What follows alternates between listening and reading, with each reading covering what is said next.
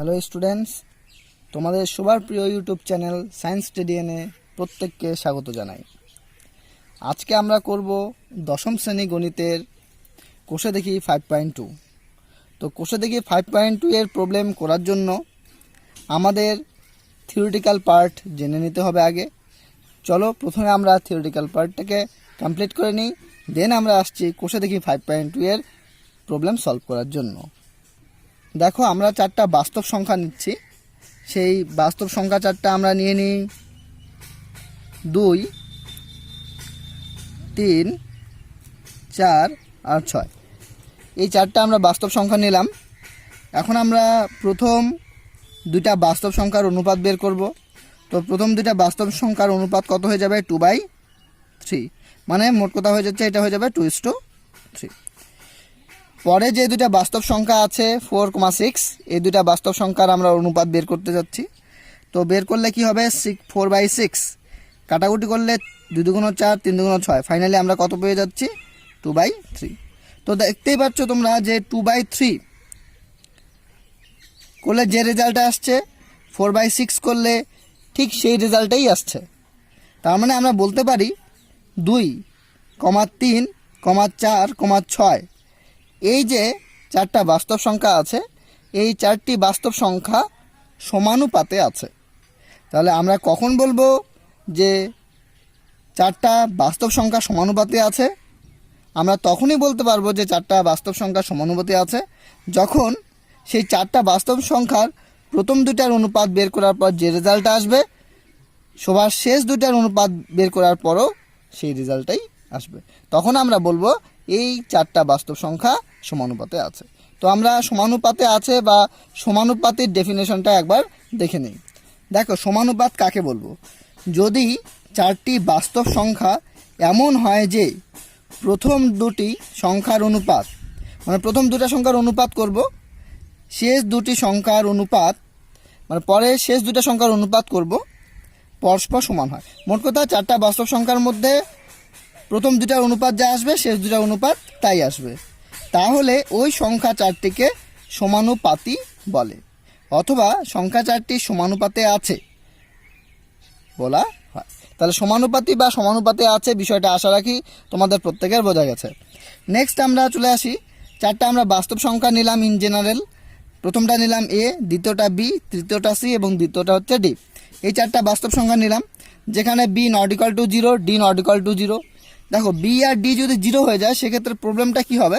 ধরো প্রথম A, B, C, D এই চারটা সমানুপাতে আছে। তো যদি আমরা প্রথম দুটো অনুপাত বের করি A/B, যদি আমরা এখন B এর ভ্যালুটাকে 0 নিয়ে নিই তাহলে A/0 হয়ে যাচ্ছে।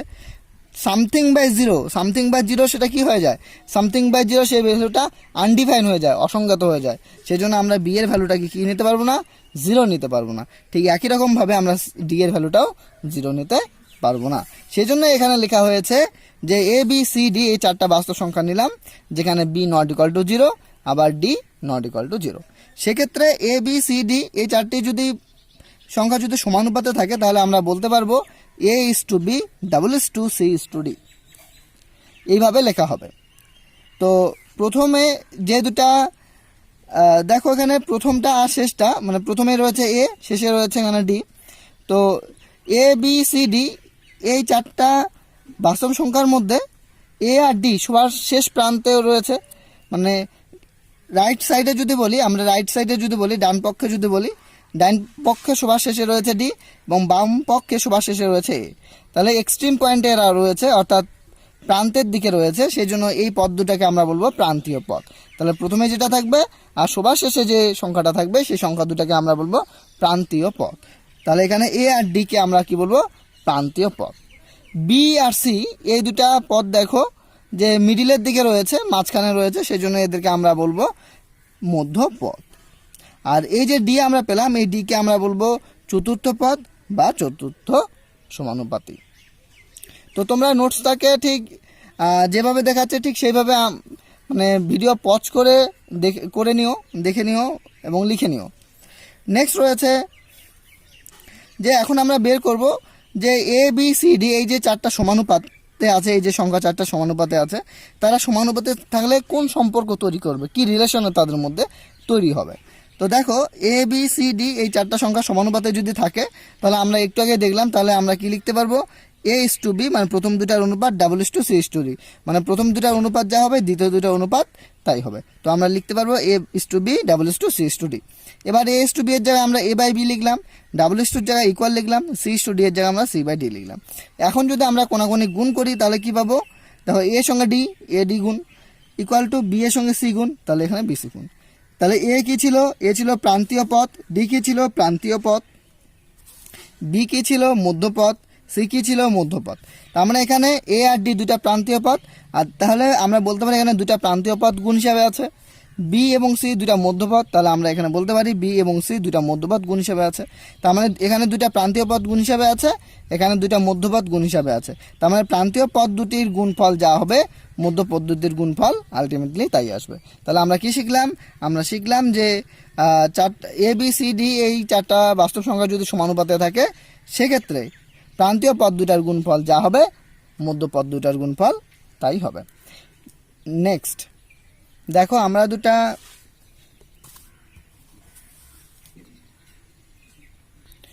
আবার চারটা সমানুপাতিক সংখ্যা নিচ্ছি। তো তাদের মধ্যে প্রথমটা হচ্ছে 4, নেক্সট আমরা নিলাম 8, তারপর নিচ্ছি আবার 8, তারপর নিচ্ছি হচ্ছে 16। এই চারটা আমরা সমানুপাতি সংখ্যা নিলাম। এবার সমানুপাতি মানে আমরা একটু আগে থিওরিটিক্যাল পার্টে শিখে আসলাম যে প্রথম দুটার অনুপাত যা হবে পরের দুটা পদের অনুপাত তাই হবে। তো প্রথম দুটার অনুপাত কত হচ্ছে, 4/8 করলে 1/2 আসবে, 8/16 করলে এখানেও 1/2 আসবে, অর্থাৎ প্রথম দুটা অনুপাত শেষ দুটা অনুপাত সমান হচ্ছে। অর্থাৎ আমরা বলতে পারি 4,8,8,16 সমানুপাতে আছে। কিন্তু আমরা যখন 4,8,8,16 মানে সমানুপাতে আছে তখন আমরা কিন্তু এই 8টাকে 2 টাইমস লিখবো না, দুইবার লিখবো না, জাস্ট একবার লিখবো। কি লিখবো, 4,8,16 এটা কিসে আছে, সমানুপাতে আছে।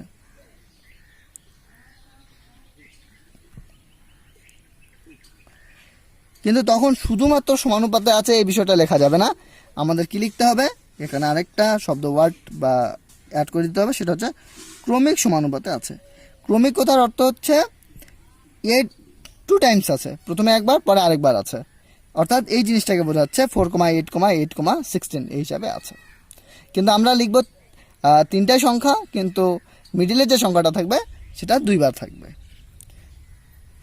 এখন যদি বলি আমরা 4,8,16 ক্রমিক সমানুপাতে আছে, তার মানে হচ্ছে 4/8 ইকুয়াল টু 8/16, অর্থাৎ প্রথম দুটার অনুপাত যা হবে মানে প্রথমটা আর দ্বিতীয়টার অনুপাত যা হবে দ্বিতীয় এবং তৃতীয় পদের অনুপাত তাই হবে। তাহলে এখন আমরা ক্রমিক সমানুপাতির সংজ্ঞাটা জেনে নিই।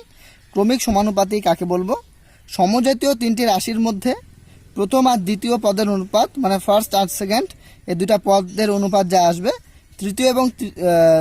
দ্বিতীয় এবং তৃতীয় পদের অনুপাতের মান সমান, মানে ফার্স্ট এবং সেকেন্ড এই দুটা অনুপাত যা আসবে সেকেন্ড এবং থার্ড এই দুটা পদের অনুপাত তাই আসবে। তখন আমরা বলবো ওই সমজাতীয় তিনটি রাশিকে ক্রমিক সমানুপাতি বলা হবে। আচ্ছা, আমরা এখন দেখি যে তিনটা বাস্তব সংখ্যা যদি ক্রমিক সমানুপাতিতে থাকে সেক্ষেত্রে তাদের মধ্যে রিলেশন কি হবে। তো দেখো আমরা ধরলাম এ বি সি এই তিনটা বাস্তব সংখ্যা ক্রমিক সমানুপাতিতে আছে, তাহলে আমরা বলতেই পারবো যে A is to B double is to B is to C মানে প্রথম দুটার অনুপাত এবং শেষ দুটার অনুপাত সমান, মানে A is to B double is to B is to C. আচ্ছা, এ ইস টু বি মানে আমরা এটাকে বলতে পারি A by B equal to B is to C মানে বি বাই সি বলতে পারি।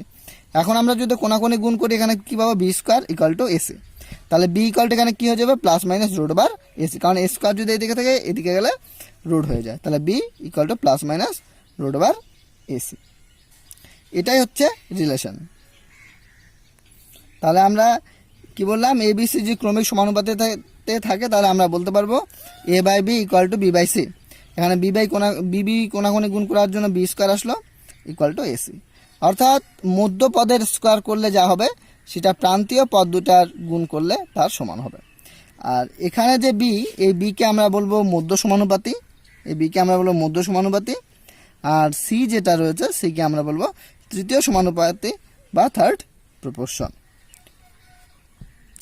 A B C D E এই পাঁচটা যদি ক্রমিক সমানুপাতিতে থাকে তাহলে আমরা বলতে পারবো যে A by B equal to B by C equal to C by D equal to D by ই।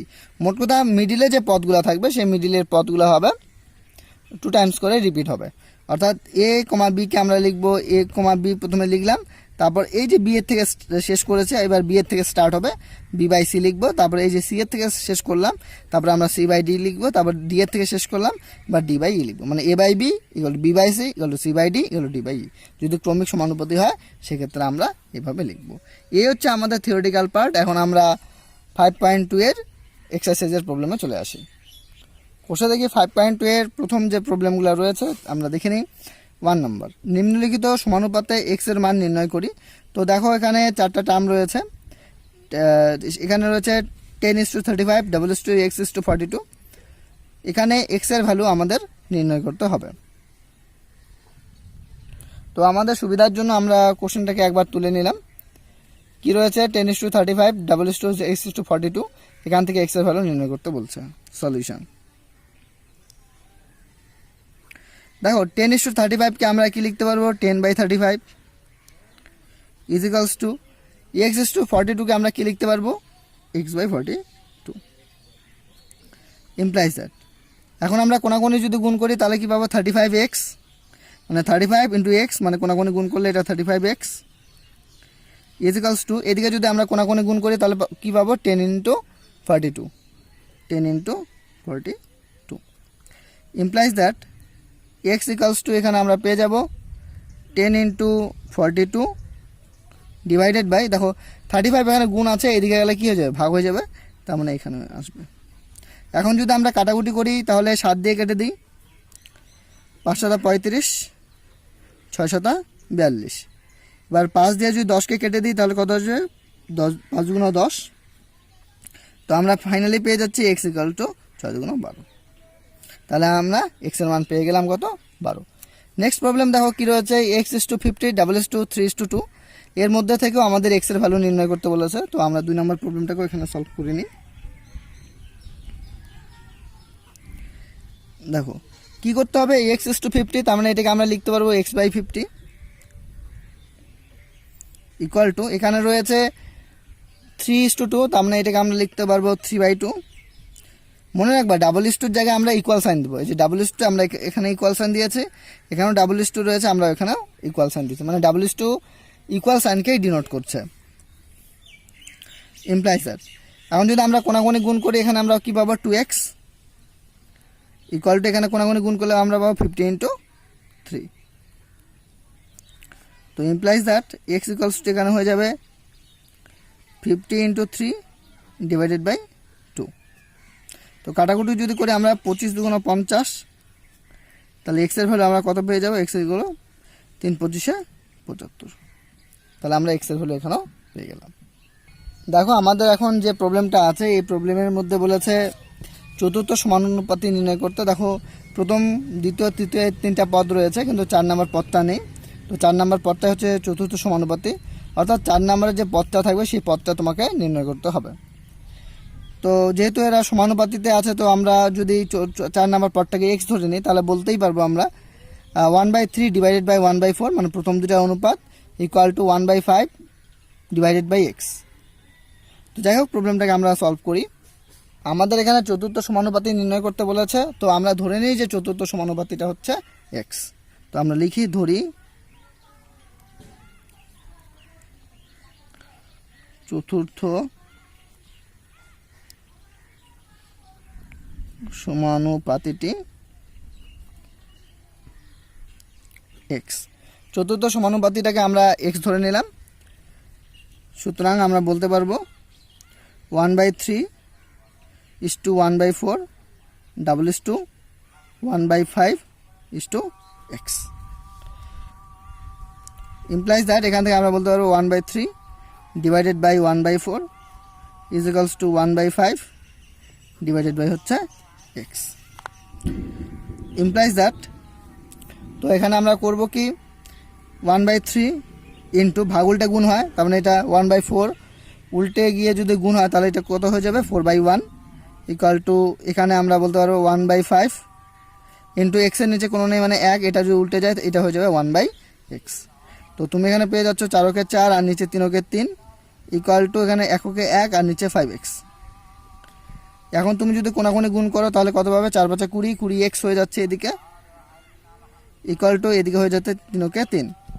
তাহলে implies that x equals to আমি পেয়ে যাবো 3/20। তাহলে আমাদের চতুর্থ সমানুপাতি কত চলে আসলো? চতুর্থ সমানুপাতি চলে আসলো 3/20।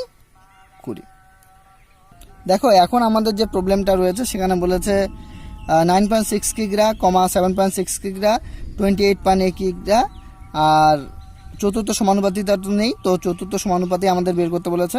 ঠিক পূর্বের প্রবলেমটার মতন করেই আমরা এটাকেও সলভ করব। তো এই প্রবলেমটার ক্ষেত্রে আমরা ধরে নেব যে চতুর্থ সমানুপাতিটাকে x ধরি।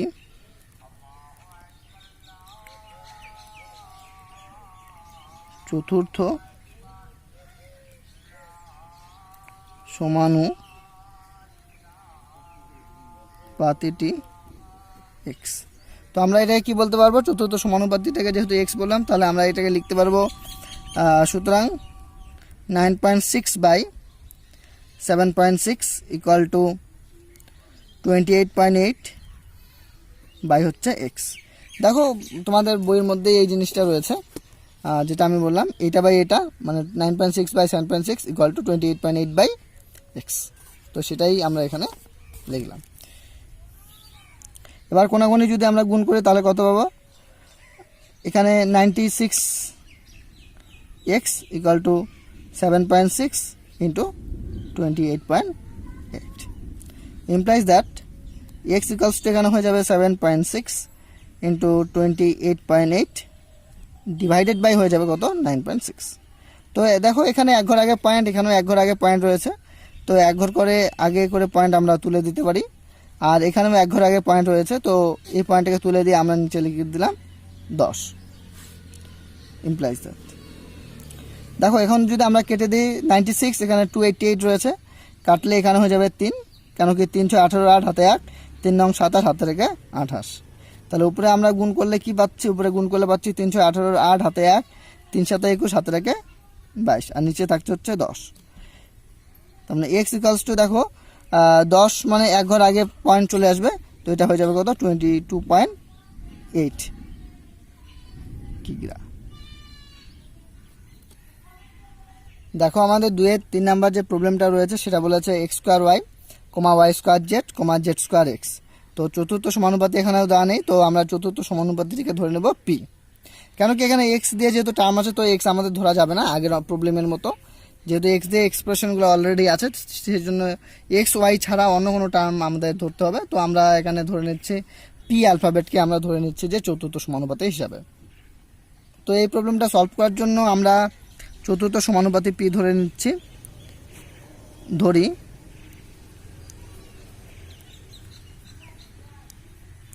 চতুর্থ সমানুপাতিটি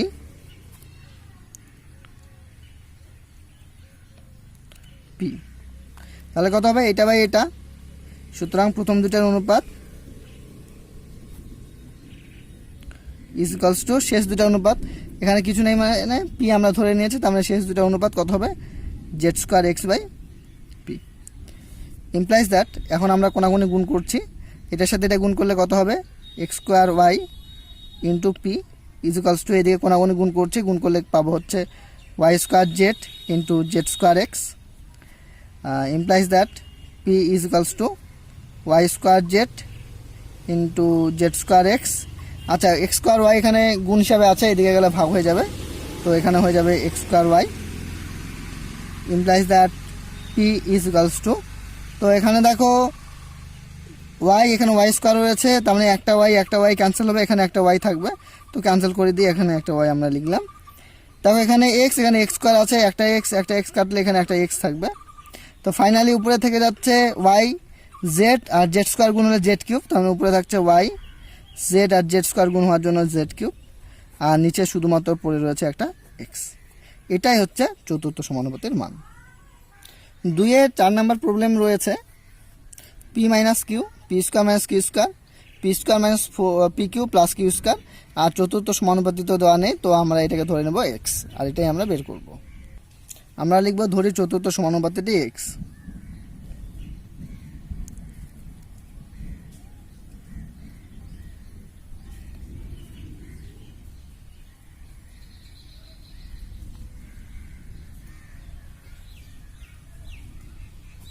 এবার প্রথম দুটার অনুপাত ইকুয়াল টু কী হবে, শেষ দুটার অনুপাত। তো প্রথম দুটা যে টার্ম আছে সেটা আমরা লিখি পি মাইনাস কিউ বাই নিচে রয়েছে P square minus Q square equal to, এখানে আমরা এই টার্মটা বাই এই টার্মটা করছি, P square minus P Q plus Q square by হচ্ছে এক্স।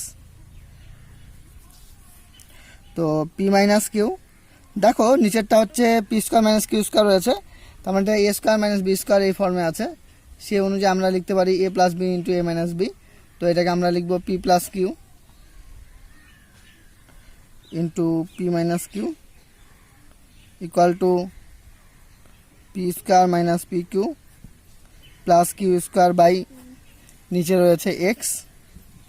তো দেখো উপর নিচে পি মাইনাস কিউ ক্যান্সেল, কোনাগুনি যদি গুণ করি তাহলে এক্স এখানে কিছু নেই মানে 1, তাহলে 1 ইন্টু এক্স করলে এখানে এক্স, এখানে আসবে পি প্লাস কিউ এর সঙ্গে গুণ হয়ে যাবে কত, P square minus P Q plus Q square. তো গুণ করলে আলটিমেটলি আমরা কী পাবো, X equal to A plus B into A square minus A B plus B square, সেই ফর্মুলা অনুযায়ী এটা চলে আসবে A cube plus B cube, মানে P cube plus Q cube এখানকার হবে চতুর্থ সমানুপাতের আনসার। তো যাই হোক, আমরা আজকে এতদূর পর্যন্তই করলাম, পরের ভিডিওতে পরের পার্টটা আমরা কমপ্লিট করব, এর থেকে বেশি করলে ভিডিওটি লং হয়ে যাবে। তো পরের ভিডিওর জন্য অপেক্ষা করো, আর ভিডিওটি দেখার জন্য অসংখ্য ধন্যবাদ। আর আরেকটা বিষয় হচ্ছে, আমার একটা সায়েন্স টিডিএন বলে চ্যানেল রয়েছে, সেই চ্যানেলে তোমরা গিয়ে মেম্বার হয়ে যাও। আমি সেখানে বিভিন্ন ধরনের PDF notes free of cost দিয়ে থাকি।